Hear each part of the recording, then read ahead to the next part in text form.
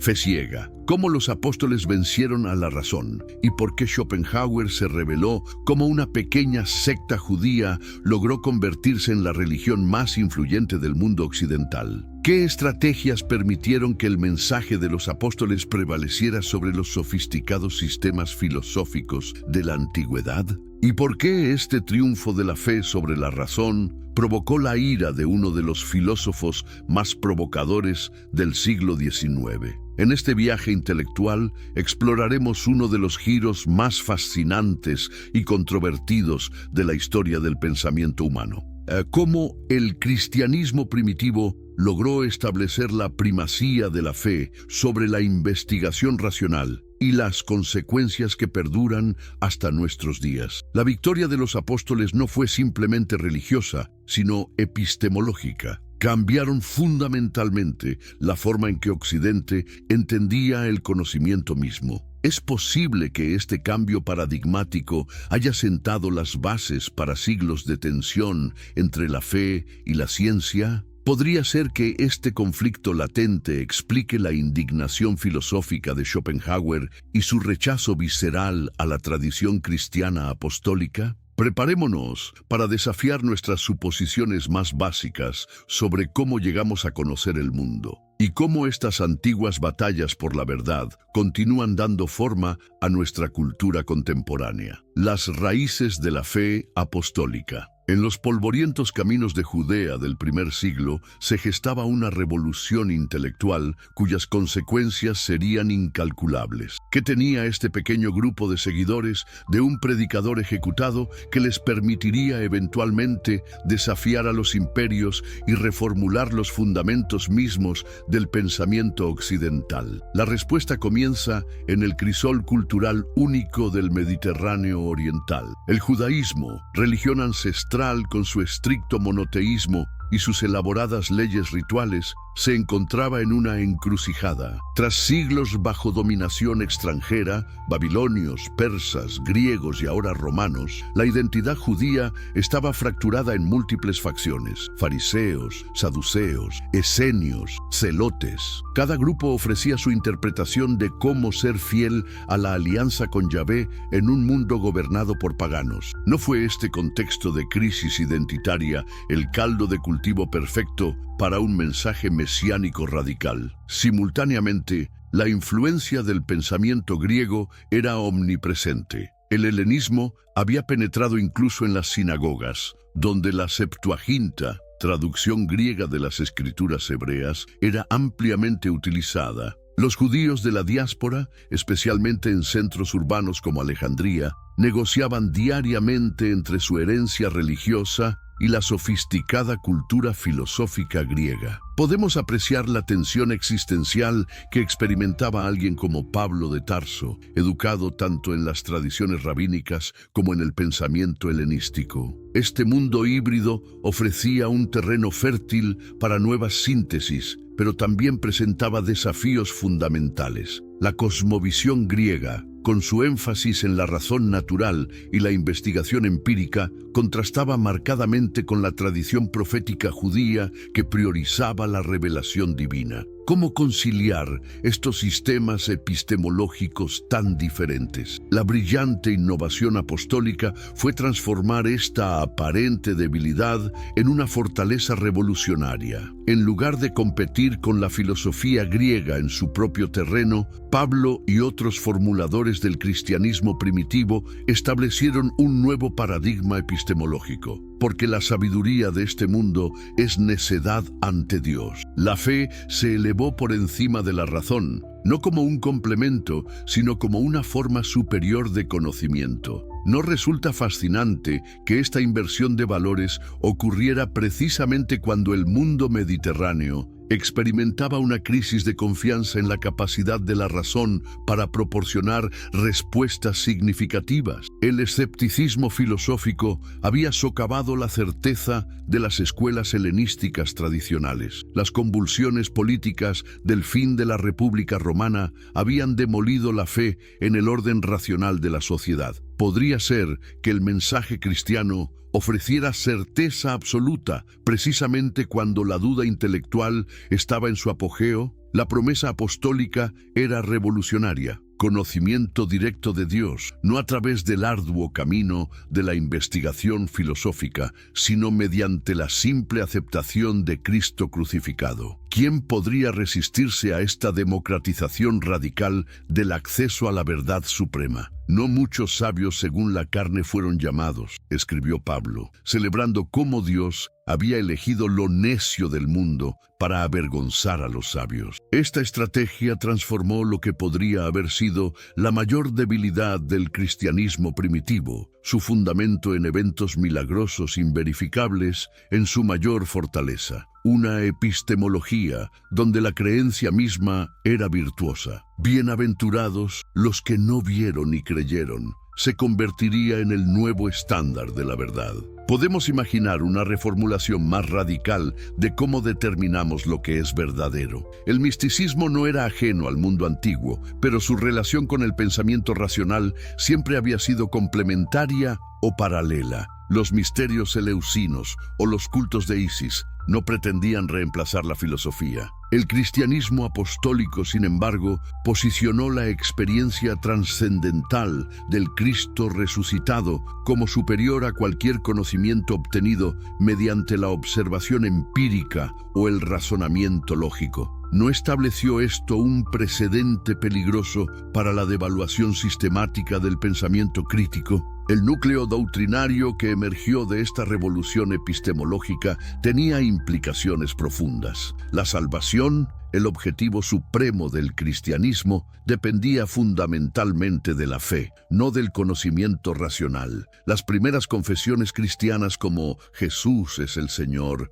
no eran conclusiones lógicas, sino declaraciones de lealtad espiritual. ¿Acaso esta priorización de la creencia sobre la demostración no estableció una tendencia que duraría siglos? El triunfo de la fe sobre la filosofía antigua. El enfrentamiento entre la naciente teología cristiana y las tradiciones filosóficas establecidas representaba en muchos sentidos una batalla desigual. Por un lado, escuelas como el estoicismo y el epicureísmo contaban con siglos de refinamiento intelectual, bibliotecas de textos filosóficos y metodologías sofisticadas para la búsqueda de la verdad. Por otro lado, los predicadores cristianos ofrecían relatos de milagros y la promesa de redención basada en la fe en un Mesías crucificado. ¿Cómo explicar entonces la sorprendente victoria de la segunda sobre las primeras? El estoicismo, con su énfasis en la vida virtuosa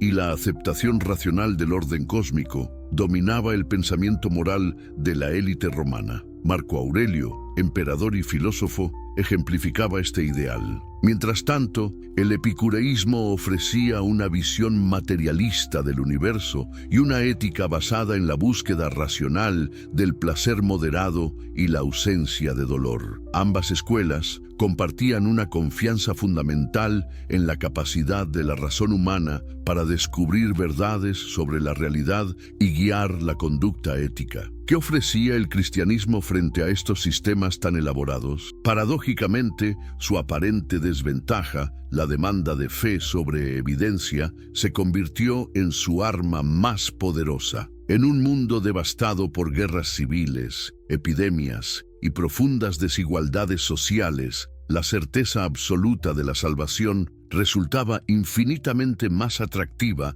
que las probabilidades y argumentos matizados de los filósofos. No es comprensible que muchos prefirieran una promesa divina sobre una deliberación racional en tiempos de extrema incertidumbre. Pablo de Tarso emerge como el arquitecto maestro de esta victoria epistemológica. Educado en la tradición farisaica pero familiarizado con el pensamiento helenístico, Pablo comprendió que el cristianismo debía ofrecer algo fundamentalmente diferente de la filosofía para prosperar. Su genialidad se manifestó no en rechazar completamente el lenguaje filosófico griego, sino en subvertirlo para sus propios fines. Conceptos como logos, razón, palabra, fueron recontextualizados dentro de un marco que priorizaba la revelación sobre la investigación. En el principio era el Logos, proclama el Evangelio de Juan, pero este Logos no era la razón abstracta de los filósofos griegos, sino la encarnación divina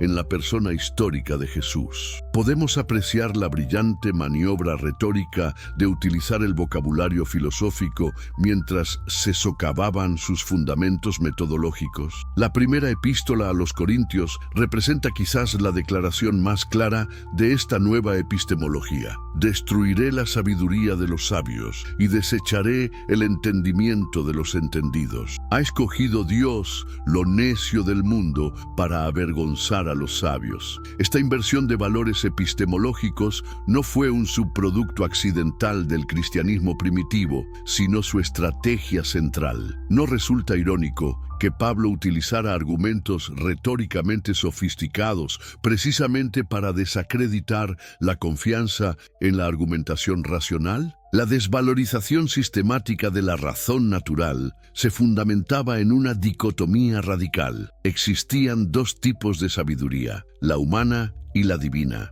y éstas operaban según lógicas incompatibles. El hombre natural no percibe las cosas que son del Espíritu de Dios, porque para él son locura, y no las puede entender, porque se han de discernir espiritualmente. Esta afirmación paulina estableció un refugio epistemológico inexpugnable. Cualquier crítica racional al cristianismo podía ser descartada como la incomprensión inevitable de mentes no iluminadas por el Espíritu. ¿Existe estrategia más efectiva para inmunizar una doctrina contra la refutación? La elevación de la fe como virtud suprema complementaba perfectamente esta estructura. Creer sin evidencia suficiente, tradicionalmente considerado un defecto intelectual, se transformó en el mayor mérito espiritual. La fe es la certeza de lo que se espera, la convicción de lo que no se ve, declara la epístola a los Hebreos, invirtiendo completamente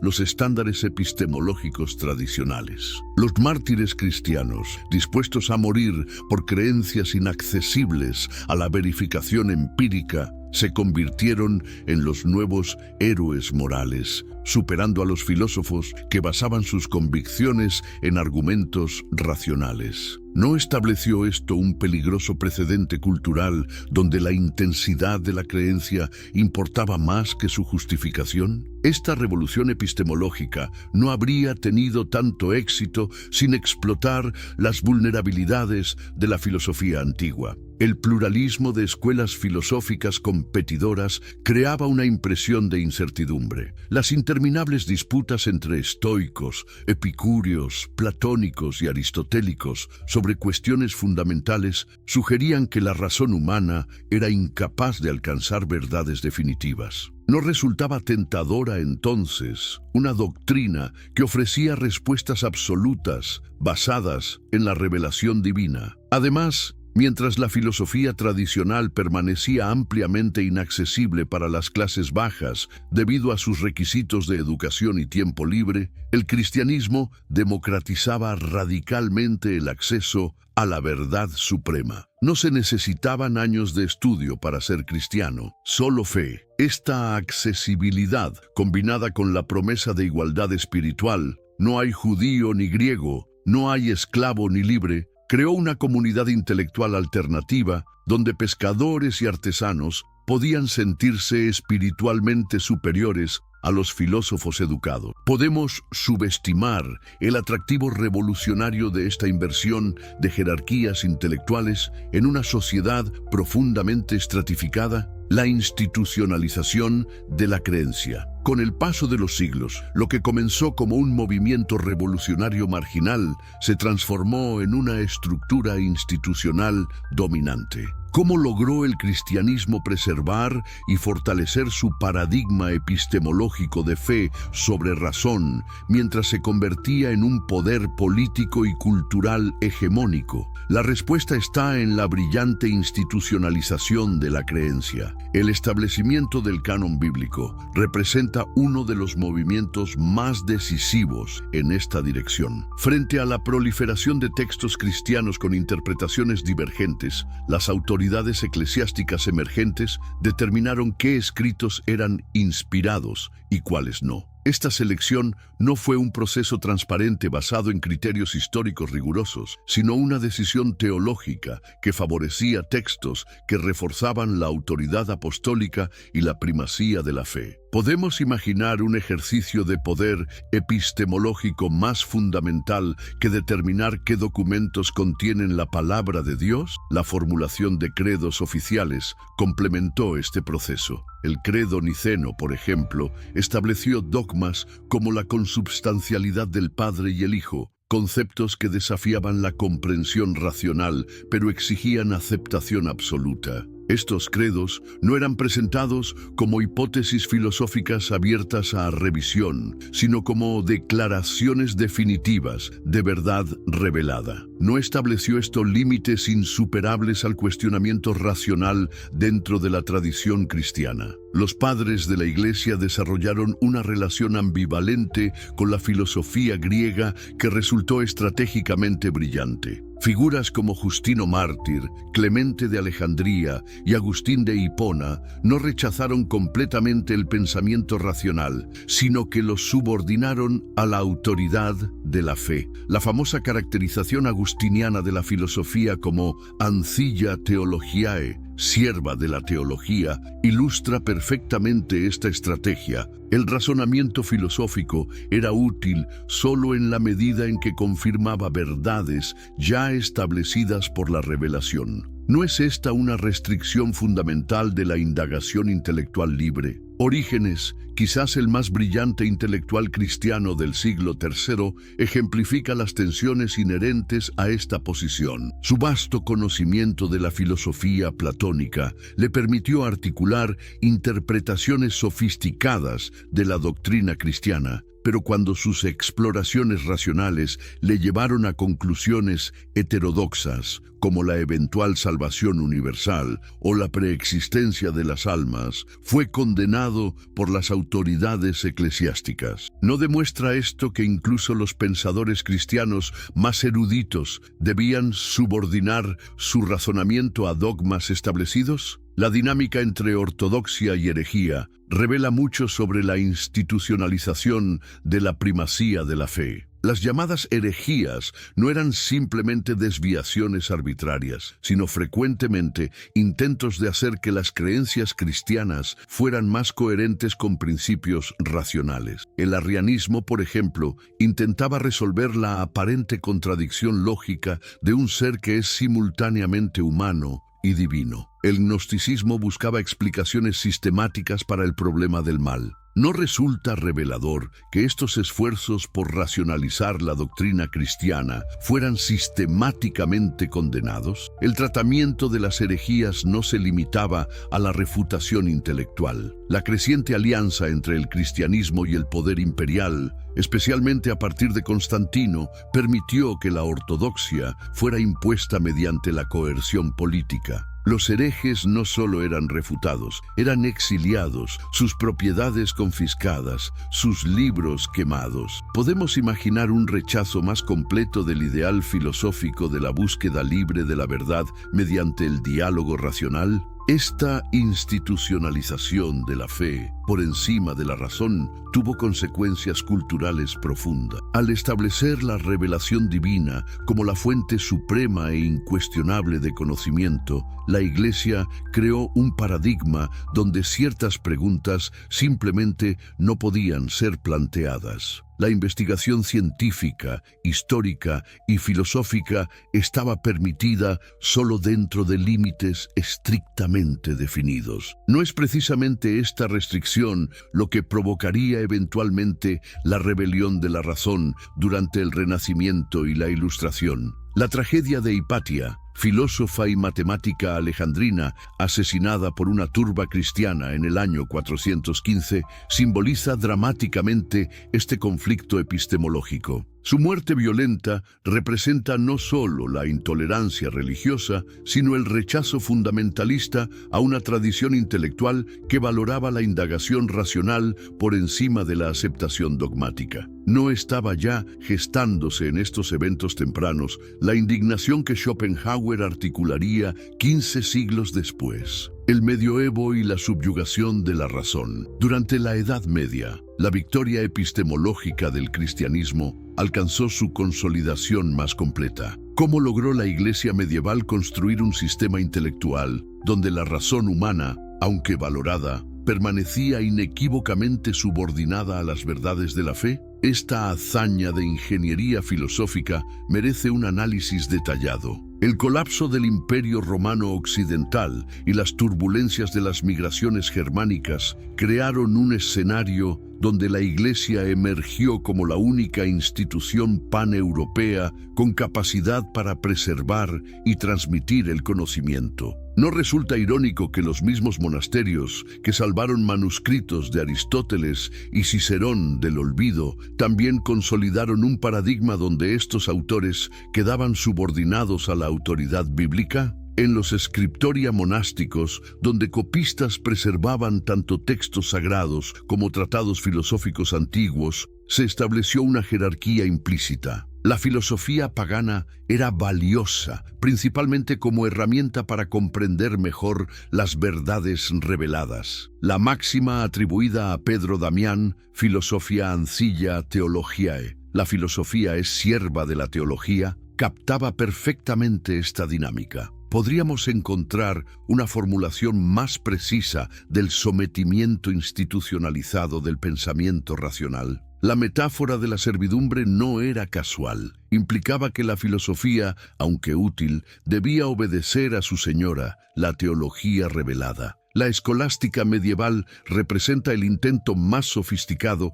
de reconciliar la razón aristotélica con las verdades de la fe, pero siempre bajo condiciones estrictamente controladas. Tomás de Aquino, su exponente más brillante, parece a primera vista defender las capacidades de la razón natural. Sin embargo, no establece claramente que cuando la conclusión racional contradice el dogma revelado, es la razón la que debe ceder. Su famoso argumento de las dos verdades, donde distingue entre verdades accesibles a la razón natural y verdades conocibles solo por revelación, establece límites precisos al alcance legítimo de la indagación filosófica. Los intentos tomistas de probar racionalmente la existencia de Dios, las famosas 5 vías, representan un curioso ejercicio epistemológico. No hay algo profundamente contradictorio en buscar confirmación racional para una creencia que supuestamente trasciende la razón. Estas pruebas, examinadas críticamente, revelan la tensión inherente del proyecto escolástico. Se emplea el razonamiento aristotélico para justificar postulados que, según la misma doctrina cristiana, pertenecen al ámbito de la fe. ¿No es significativo que estos argumentos comenzaran con la conclusión predeterminada que debían alcanzar? Las universidades medievales, fundadas bajo el patrocinio eclesiástico, institucionalizaron este paradigma epistemológico. En París, Oxford o Bolonia, la Facultad de Teología ocupaba la posición suprema, mientras que las artes liberales eran consideradas preparatorias. La filosofía natural, precursora de nuestras ciencias, debía conformarse siempre a las verdades teológicas establecidas. ¿Qué consecuencias tuvo esta subordinación institucional para el desarrollo del conocimiento? ¿Cuántos descubrimientos potenciales fueron abortados porque contradecían interpretaciones literales de las escrituras? La mística medieval ofreció una vía alternativa de conocimiento que, paradójicamente, reforzaba la desconfianza hacia la razón discursiva. Figuras como Bernardo de Claraval, Hildegarda de Bingen o Meister Eckhart privilegiaban la experiencia directa de lo divino sobre el análisis racional. Dios no es conocido por silogismos, escribía Bernardo, estableciendo la superioridad del éxtasis contemplativo sobre la argumentación lógica. ¿No representa esta tradición mística una forma sofisticada de antiintelectualismo, donde las intuiciones subjetivas triunfan sobre el discurso racional verificable? La persecución al pensamiento divergente alcanzó durante este periodo niveles sin precedentes de sofisticación institucional. La Inquisición, establecida formalmente en 1231, no solo castigaba prácticas heréticas, sino también proposiciones intelectuales consideradas peligrosas. La condena de 219 tesis filosóficas por el obispo de París en 1277 marca un momento crucial. Muchas de estas proposiciones derivaban de interpretaciones racionales de Aristóteles que contradecían dogmas cristianos. Podemos imaginar un rechazo más explícito de la autonomía del pensamiento racional. Los casos de Roger Bacon, Pedro Abelardo o Giordano Bruno ilustran las consecuencias personales de desafiar los límites epistemológicos establecidos. Bacon, pionero del método experimental, pasó años en prisión por sospechas de herejía. Abelardo fue obligado a quemar su propia obra por cuestionar dogmas establecidos. Bruno murió en la hoguera, en parte por sus especulaciones cosmológicas. ¿No demuestra esto que la subordinación medieval de la razón a la fe no era meramente teórica, sino brutalmente práctica? Esta estructura epistemológica, que subordinaba sistemáticamente el pensamiento racional a la autoridad revelada, permaneció como el paradigma dominante en Europa durante casi un milenio. Podemos dimensionar adecuadamente las consecuencias de esta victoria apostólica para el desarrollo de la civilización occidental. Y no es precisamente contra este legado histórico que Schopenhauer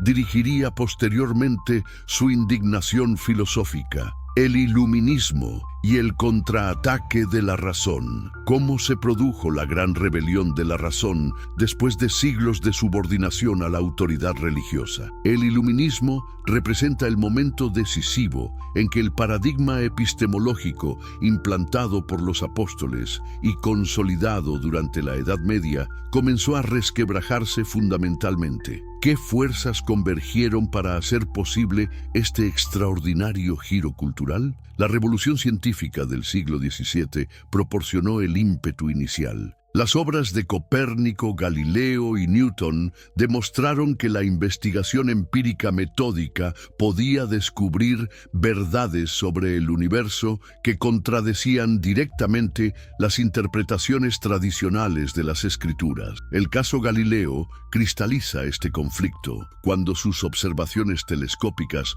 confirmaron el modelo heliocéntrico. La Iglesia respondió con censura. ¿No ilustra este episodio la inevitable colisión entre un método que prioriza la evidencia observable y otro que privilegia la autoridad textual revelada? El traumático siglo de guerras religiosas que siguió a la Reforma Protestante contribuyó decisivamente al descrédito de la autoridad religiosa como árbitro de la verdad. Cuando católicos y protestantes, cada grupo proclamando poseer la interpretación auténtica de las mismas escrituras, se masacraban mutuamente por toda Europa, ¿no se volvía evidente la necesidad de establecer criterios de verdad independientes de la revelación religiosa? La búsqueda de un fundamento epistemológico que trascendiera las divisiones confesionales se volvió urgente para una generación traumatizada por el fanatismo religioso. René Descartes, católico devoto pero revolucionario metodológico, estableció las bases para esta nueva epistemología con su famosa duda metódica, al tomar como punto de partida la certeza individual del pensamiento. Cogito ergo sum, en lugar de la autoridad externa, invirtió implícitamente la jerarquía medieval. No representa el método cartesiano una declaración tácita de independencia intelectual. Aunque Descartes intentó reconciliar su sistema con la fe católica, su metodología contenía semillas subversivas. La razón individual se convertía en juez de lo que merecía ser creído. Los filósofos ingleses desarrollaron paralelamente una epistemología empírica igualmente revolucionaria. John Locke argumentó que todo conocimiento proviene de la experiencia sensorial, no de ideas innatas ni revelaciones sobrenaturales. David Hume llevó este empirismo a conclusiones radicales, cuestionando incluso la justificación racional de conceptos como la causalidad y advirtiendo contra la credulidad hacia relatos de milagros. ¿No estaban estos pensadores atacando directamente las bases epistemológicas del cristianismo cristianismo apostólico que dependía fundamentalmente de testimonios sobre eventos sobrenaturales. El deísmo emergió como una posición intermedia tentadora para intelectuales que no estaban preparados para rechazar completamente la idea de Dios, pero que habían abrazado la primacía de la razón. Figuras como Voltaire, Jefferson o Paine concebían a Dios como un relojero cósmico que había establecido leyes naturales descubribles por la investigación racional, pero rechazaban los elementos sobrenaturales y autoritarios de las religiones reveladas. ¿No representa el deísmo un intento estratégico de preservar la idea de lo divino mientras se abandonaba la epistemología apostólica de la fe como virtud superior? Sapere aude, atrévete a saber. La exhortación de Kant, que se convirtió en el lema de la Ilustración, expresaba perfectamente esta nueva valoración de la autonomía intelectual. La definición kantiana de la Ilustración como la salida del hombre de su autoimpuesta inmadurez implicaba que la subordinación de la razón a la autoridad externa era una forma de infantilismo intelectual. Puede imaginarse una inversión más completa de los valores epistemológicos apostólicos, donde la fe humilde era la virtud suprema. La filosofía crítica de Kant, sin embargo, estableció también límites significativos al conocimiento racional. Al distinguir entre fenómenos, cosas como aparecen a nuestra conciencia, y noúmenos, cosas en sí mismas, Kant argumentaba que ciertos ámbitos, incluyendo Dios, el alma y la libertad, permanecían inaccesibles al conocimiento teórico. No ofrecía esto un nuevo tipo de acomodación entre fe y razón, donde cada una podía reclamar su propio dominio legítimo. Paralelamente al desarrollo filosófico, surgió la crítica histórica de las escrituras. Estudiosos como Richard Simon, Baruch Spinoza y Hermann Samuel Reimarus comenzaron a aplicar métodos filológicos e históricos rigurosos a los textos bíblicos, tratándolos como documentos históricos susceptibles de análisis crítico en lugar de receptáculos infalibles de verdad revelada. ¿No constituía este enfoque un desafío fundamental a la epistemología apostólica, al subordinar la autoridad textual revelada a los criterios de la investigación histórica racional? La arqueología naciente proporcionó otra fuente de cuestionamiento empírico. A medida que se excavaban civilizaciones antiguas como la egipcia y la mesopotámica, emergían narrativas históricas y religiosas que contradecían o contextualizaban los relatos bíblicos. ¿Cómo mantener la autoridad epistemológica exclusiva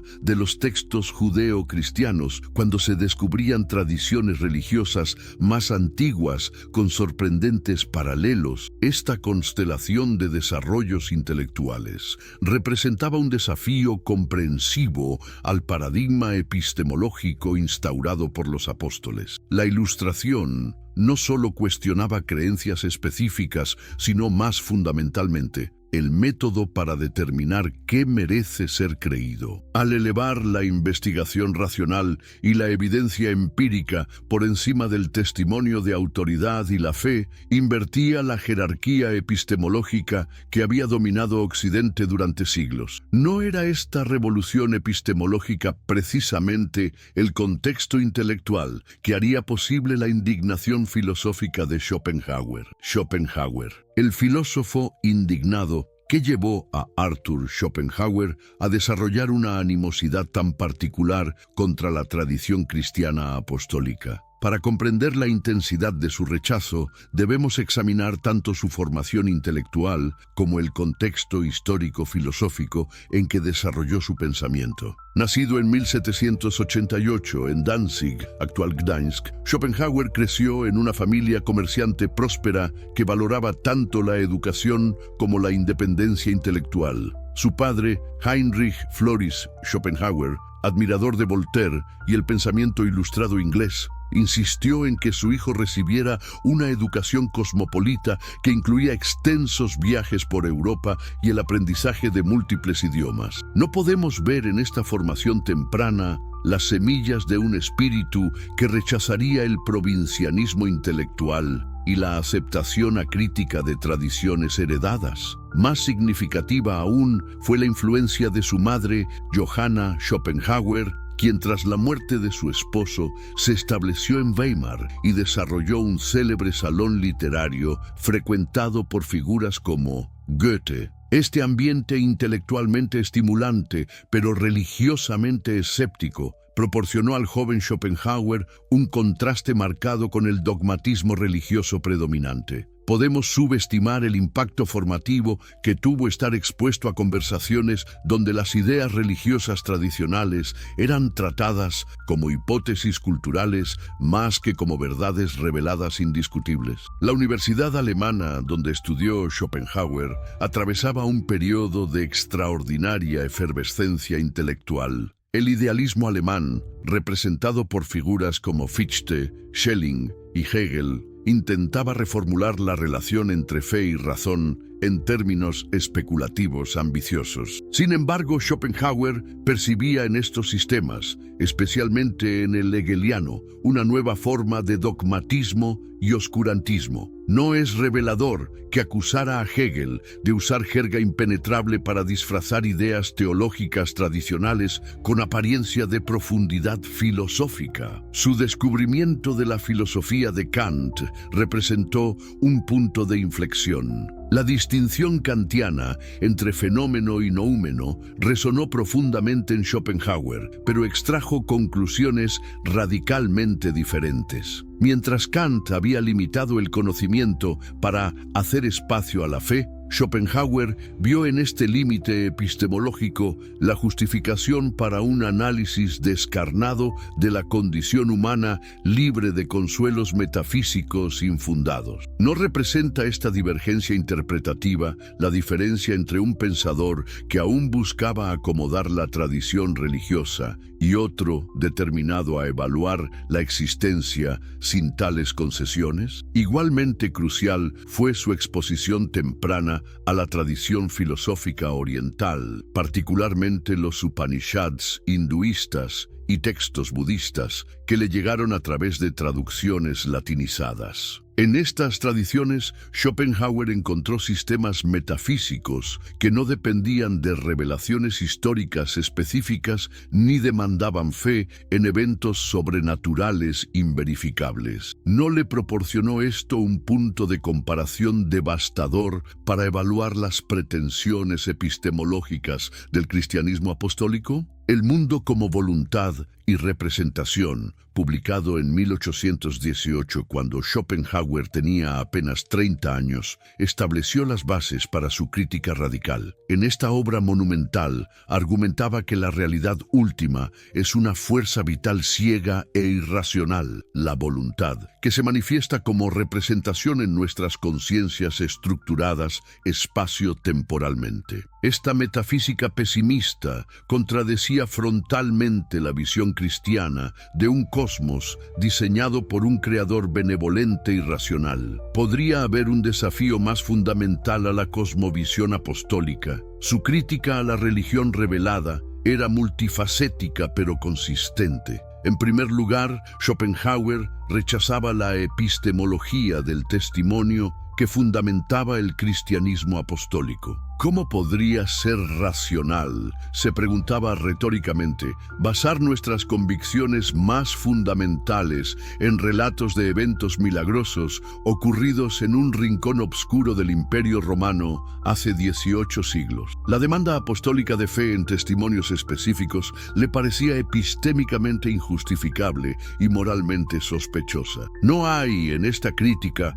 un eco de la indignación ilustrada contra la subyugación de la razón a la autoridad? Más provocadoramente, Schopenhauer sostenía que las religiones reveladas como el cristianismo representaban una forma de metafísica popular diseñada para consolar a las masas, incapaces de enfrentar la verdad descarnada sobre la existencia. La convicción apostólica de que el universo está fundamentalmente orientado hacia el bien le parecía no solo falsa, sino perniciosa, una mentira piadosa que obstaculizaba una comprensión auténtica de la condición humana. no encarna esta crítica una inversión completa de valores, donde la fe consoladora aparece como un vicio intelectual más que como una virtud. El problema del mal, piedra angular de tantas disputas teológicas, adquiría para Schopenhauer dimensiones decisivas. Mientras los apologistas cristianos habían desarrollado elaboradas teodiceas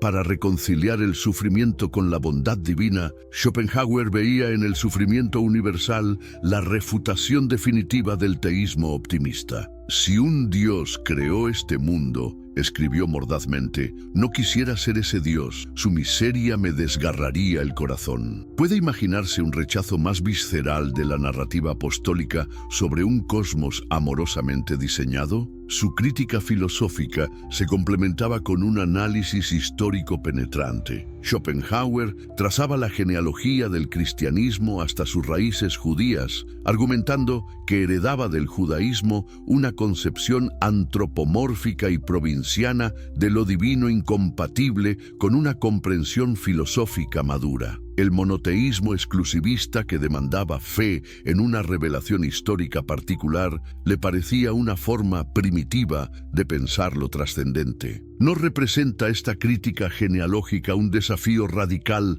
a la autocomprensión cristiana como culminación de la revelación divina? Los aspectos institucionales del cristianismo provocaban su especial desprecio. Schopenhauer veía en la historia eclesiástica un registro de violencia, intolerancia y manipulación intelectual. La Inquisición, las guerras religiosas, la persecución de científicos y librepensadores. ¿Qué tipo de verdad, preguntaba provocativamente, necesita ser impuesta mediante la tortura y la hoguera? Para él, la historia del cristianismo institucional confirmaba precisamente lo que su análisis filosófico sugería, que una doctrina fundamentada en la subordinación de la razón a la autoridad inevitablemente conduce al oscurantismo y la opresión. ¿No representa esta crítica una acusación fundamental contra la institucionalización apostólica de la primacía de la fe? La revuelta schopenhaueriana. La crítica de Schopenhauer al cristianismo apostólico no se limitaba a aspectos epistemológicos. Se extendía a una confrontación comprensiva con sus fundamentos metafísicos y éticos. ¿Hasta qué punto su filosofía representa una inversión deliberada y sistemática de los valores apostólicos? El optimismo teísta, pilar fundamental del cristianismo, provocaba en Schopenhauer una indignación casi visceral. ¿Cómo podía sostenerse racionalmente la idea de un cosmos diseñado por un creador benevolente frente a la evidencia abrumadora del sufrimiento universal? El filósofo alemán consideraba esta postura no solo intelectualmente insostenible, sino moralmente repugnante. Este es el peor de los mundos posibles, escribía, invirtiendo deliberadamente el optimismo leibniziano que había intentado reconciliar la teodicea cristiana con la racionalidad filosófica. Su pesimismo metafísico no era meramente una preferencia temperamental, sino una conclusión derivada de su análisis de la experiencia humana. La existencia, según Schopenhauer, oscila perpetuamente entre el dolor del deseo insatisfecho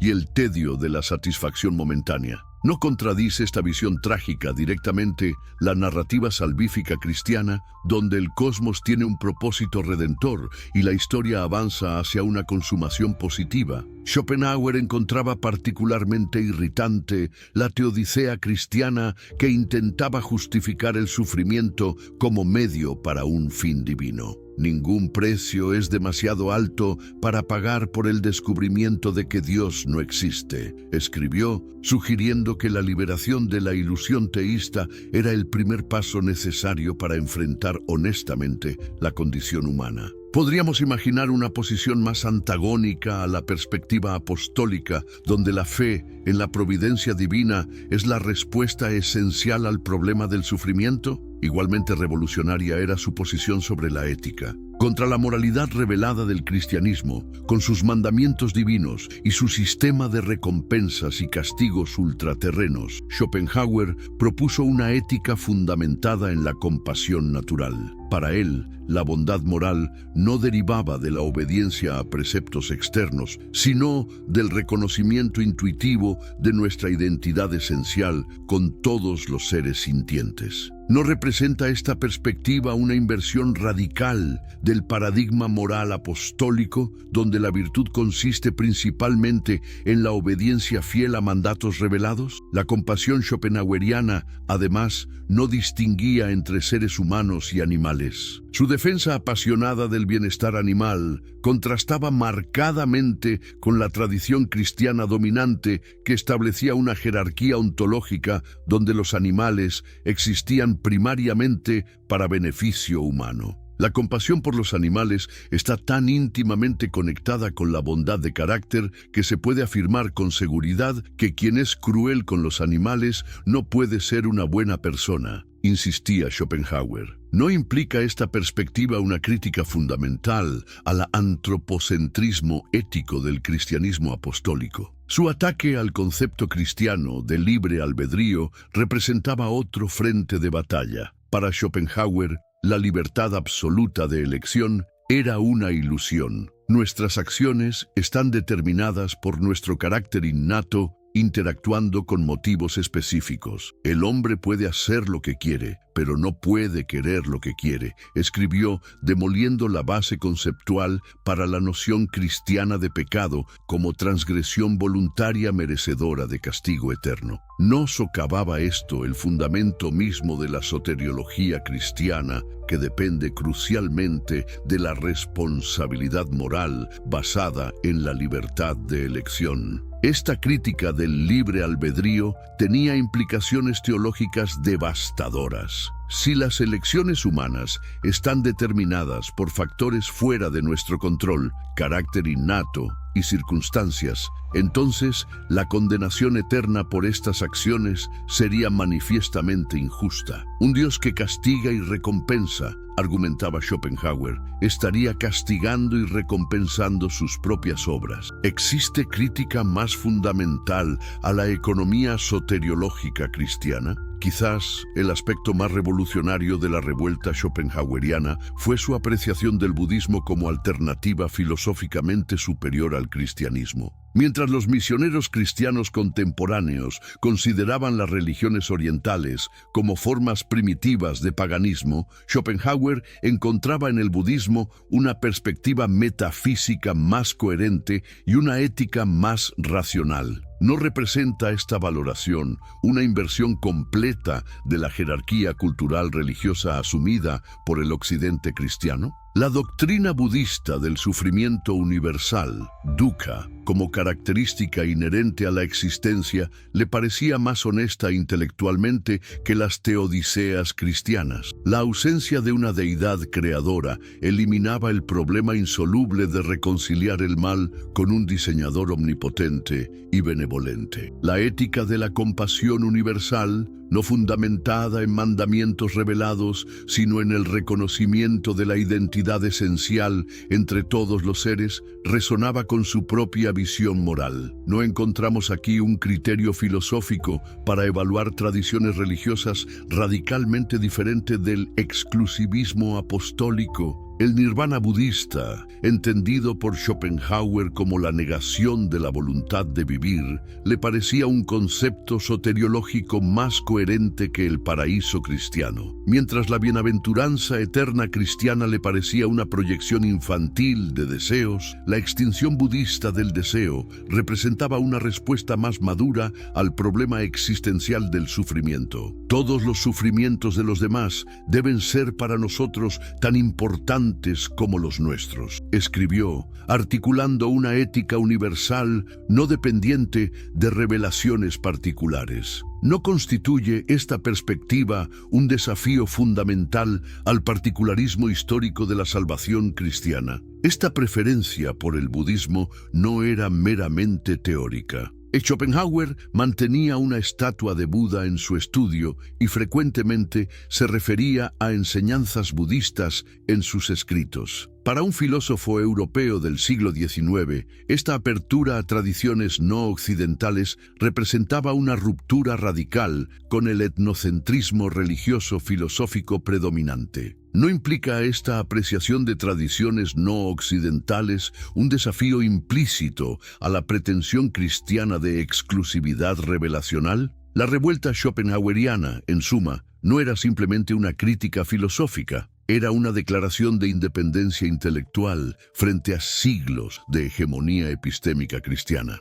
Al ofrecer una cosmovisión coherente que rechazaba sistemáticamente los fundamentos del cristianismo apostólico, desde su epistemología de la fe hasta su optimismo metafísico y su ética revelada, Schopenhauer abrió caminos intelectuales que permitirían desarrollos filosóficos revolucionarios en las generaciones siguientes. No podemos ver en su obra el momento decisivo en que la filosofía occidental finalmente se emancipó de la tutela epistemológica establecida por los apóstoles. Legados y reflexiones contemporáneas. ¿Cómo continúa manifestándose hoy la tensión entre la epistemología apostólica de la fe y la revuelta racionalista inaugurada por pensadores como Schopenhauer? Los ecos de este conflicto fundamental resuenan en debates contemporáneos sobre ciencia, religión, ética y conocimiento. Friedrich Nietzsche, discípulo indirecto pero profundamente influenciado por Schopenhauer,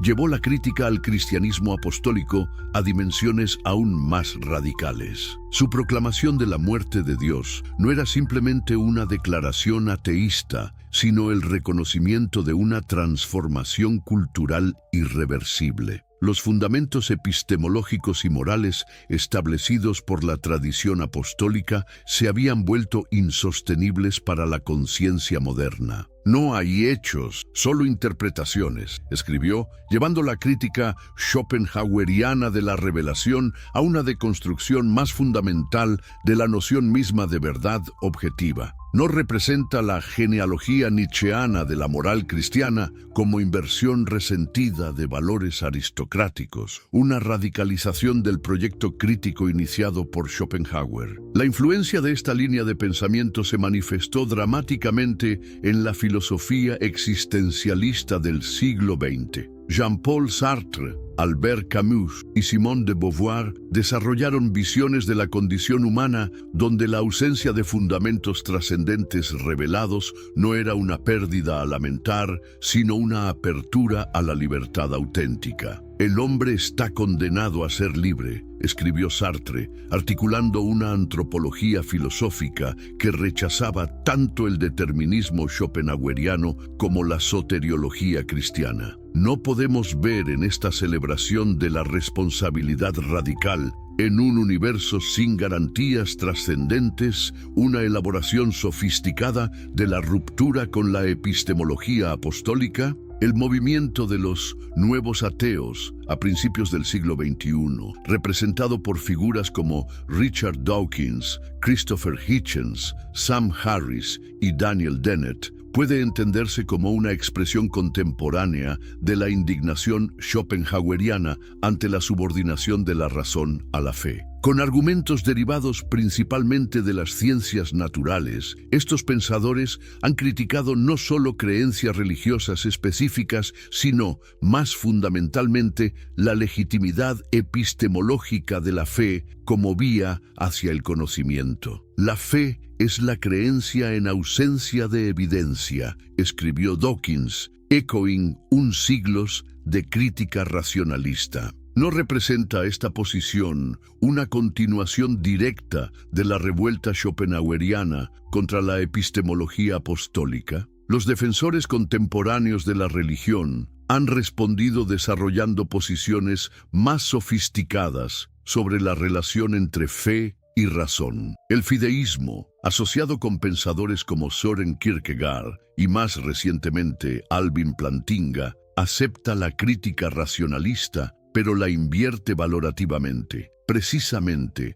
porque la fe trasciende la razón, posee un valor existencial superior. La fe comienza precisamente donde termina la razón, escribió Kierkegaard, articulando una defensa de la epistemología apostólica que reconoce pero celebra su tensión con la racionalidad científica. ¿No representa esta posición una reformulación sofisticada de la primacía paulina de la fe sobre la sabiduría humana? El evidencialismo religioso, por otra parte, intenta defender creencias religiosas utilizando estándares epistemológicos modernos. Filósofos analíticos de la religión como Richard Swinburne argumentan que la existencia de Dios y la verdad del cristianismo pueden defenderse mediante argumentos bayesianos y evaluación racional de evidencia histórica. ¿No representa esta estrategia un intento de reconciliar la epistemología apostólica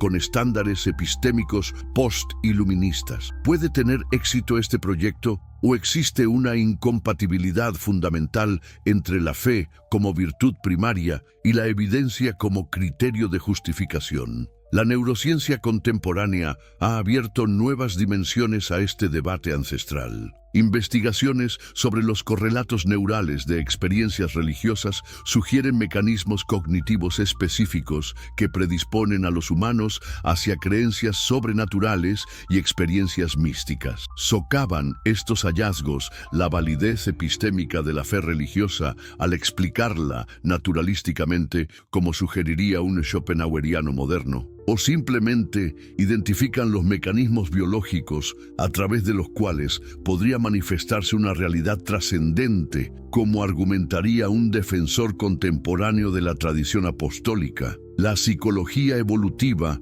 ofrece perspectivas complementarias. Las predisposiciones cognitivas hacia el pensamiento teleológico, la detección de agentes invisibles y la aceptación de autoridad cultural pueden haber proporcionado ventajas adaptativas a nuestros ancestros, independientemente de la verdad objetiva de las creencias resultantes. Implica esta perspectiva evolutiva que la tendencia humana hacia la religiosidad es simplemente un subproducto de adaptaciones cognitivas desarrolladas para contextos ancestrales. ¿O podría argumentarse que estos mismos mecanismos evolucionaron precisamente porque permitían acceso a realidades trascendentes objetivas? Los debates contemporáneos sobre la polarización política y el tribalismo epistemológico reflejan también estas tensiones ancestrales. En sociedades cada vez más fragmentadas,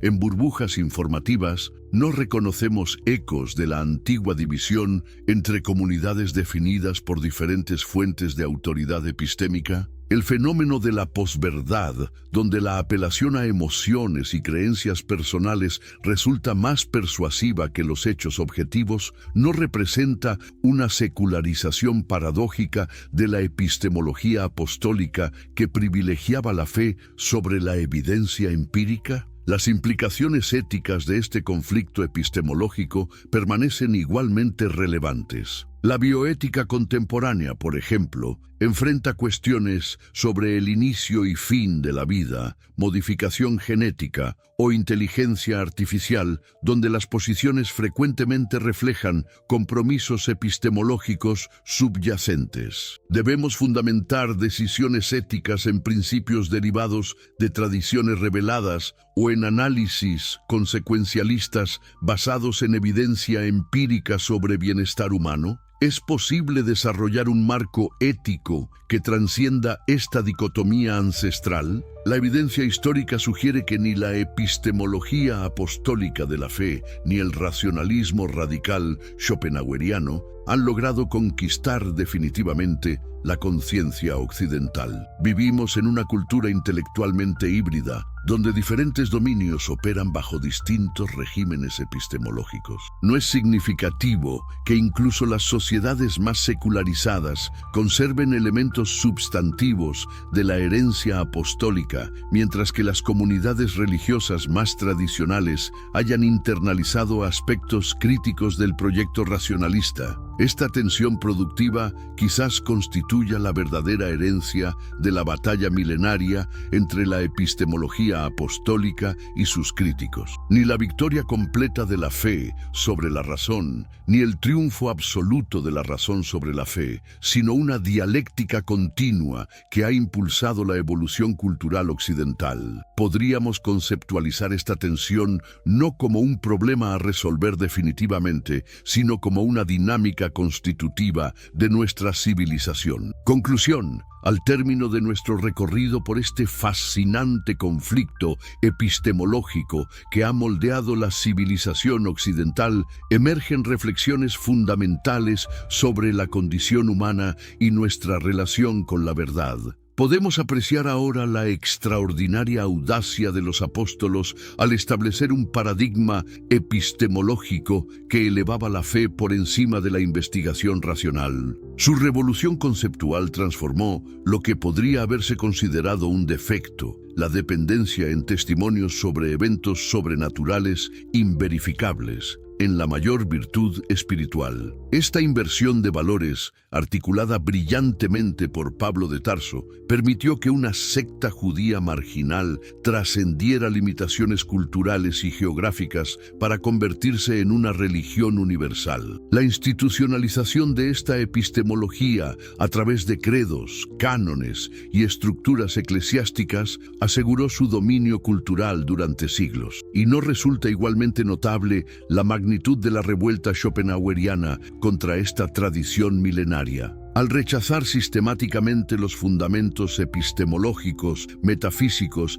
y éticos del cristianismo apostólico, Schopenhauer articuló una alternativa comprensiva que abriría caminos para desarrollos filosóficos revolucionarios. Su indignación ante la subordinación de la razón a la fe resonaba con una tradición crítica iluminista, pero su apreciación del budismo como alternativa filosóficamente superior al cristianismo apuntaba hacia horizontes intelectuales radicalmente nuevos. Los debates contemporáneos sobre ciencia y religión, neuroateísmo y teología natural, bioética y filosofía política continúan reflejando esta tensión fundamental. Mientras los defensores del naturalismo científico insisten en la evidencia empírica como único criterio legítimo de verdad, los herederos de la tradición apostólica argumentan que ciertas dimensiones de la realidad permanecen inaccesibles a la investigación racional directa. ¿No representa esta persistente división una señal de que ambas aproximaciones capturan aspectos genuinos pero parciales de la experiencia humana? Quizás la lección más profunda de esta historia intelectual sea la insuficiencia tanto del fideísmo dogmático como del racionalismo reduccionista. La complejidad de la condición humana, con nuestras capacidades tanto para el pensamiento analítico como para experiencias trascendentes, nuestra necesidad tanto de certeza existencial como de indagación crítica, sugiere que ni la epistemología apostólica ni su negación completa pueden satisfacer plenamente nuestras necesidades cognitivas y espirituales. No podríamos concebir una aproximación más integradora que reconozca legítimos dominios para diferentes modalidades epistemológicas. Una visión donde la investigación empírica rigurosa coexista con la apertura a dimensiones de experiencia que trascienden la verificación directa, donde la herencia sapiencial de tradiciones religiosas sea valorada sin sacrificar la autonomía del pensamiento crítico, donde reconozcamos que tanto los apóstoles como Schopenhauer identificaron aspectos importantes, pero parciales, de nuestra relación con la verdad. La tensión entre fe y razón no es simplemente un conflicto a resolver definitivamente, sino una polaridad constitutiva de la cultura occidental, una dinámica que ha generado tanto conflictos destructivos como síntesis creativas. Quizás nuestra tarea contemporánea no sea declarar un vencedor definitivo en esta antigua batalla, sino desarrollar una sabiduría más madura que integre las legítimas intuiciones de ambas tradiciones. En un mundo fragmentado por polarizaciones epistémicas cada vez más profundas, donde comunidades enteras